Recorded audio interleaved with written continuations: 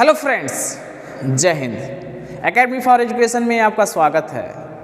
हम लगातार किसी न किसी टॉपिक, मुद्दे और अन्य चीज़ों के बारे में बातें करते आ रहे हैं। तो आज हम बात करेंगे, बोर्ड की तैयारी शुरू हो चुकी में केमिस्ट्री क्लास 12th में बिलियन सॉल्यूशन के बारे में बात करेंगे। ये बहुत इंपॉर्टेंट टॉपिक होगा क्योंकि इसमें से आपको न्यूमेरिकल क्वेश्चन बहुत आते हैं और कम से ज़्यादा आते हैं। तो इसके बारे में हम क्या करेंगे, अध्ययन करेंगे जी। तब सबसे पहले जान लेते हैं कि बिलियन किसे कहते हैं। तो दो या दो से अधिक पदार्थों का वह समांगी मिश्रण जिसके घटक पदार्थों की सापेक्ष मात्राएं एक सीमा में परिवर्तित की जा सकती है, उन्हें बिलियन कहते हैं।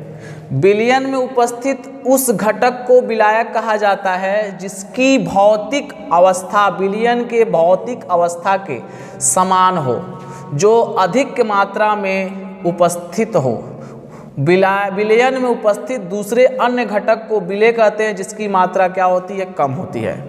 बिलियनों के प्रकार बिलियनों को दो आधार में विभाजित किया जाता है। पहले को अवयवों की मात्रा के आधार पर, दूसरे को विलायकों की भौतिक प्रवस्था के आधार पर। ध्यान दीजिएगा, ये जो पहला है अवयवों की मात्रा के आधार पर, तीन प्रकार के होते हैं। पहले क्या कहते हैं, तनु या सांद्र विलयन, दूसरे को संतृप्त या असंतृप्त विलयन और तीसरे को अति संतृप्त विलयन कहा जाता है। तनु या सांद्र विलयन किसे कहते हैं, वह विलयन जिसके इकाई आयतन में विलेय की सांद्रता कम होती है।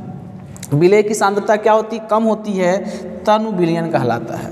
जबकि वह विलयन जिसमें इकाई आयतन में विलेय की सांद्रता क्या होती है, अधिक होती है, उसे सांद्र विलयन कहते हैं। दूसरा संतृप्त या असंतृप्त विलयन किसे कहते हैं, स्थिर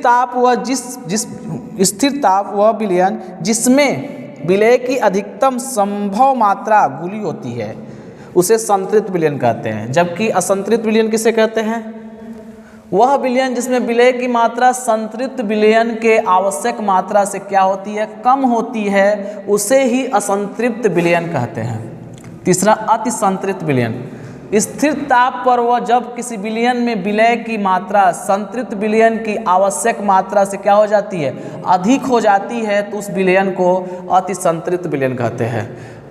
अब बात करेंगे दूसरा, विलायकों की भौतिक प्रवस्था के आधार पर। इन्हें भी तीन अवस्थाओं में भी क्या बांटा गया है, पहला गैसीय विलयन, दूसरा द्रव विलयन और तीसरा ठोस विलयन। वह विलयन जिसमें विलायक गैसीय अवस्था में होता है उसे गैसीय विलयन कहते हैं।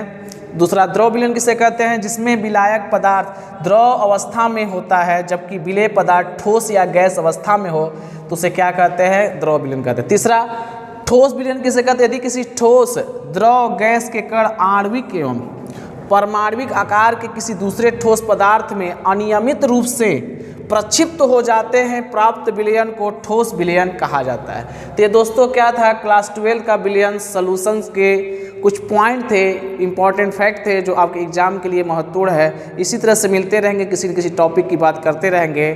Thank you very much.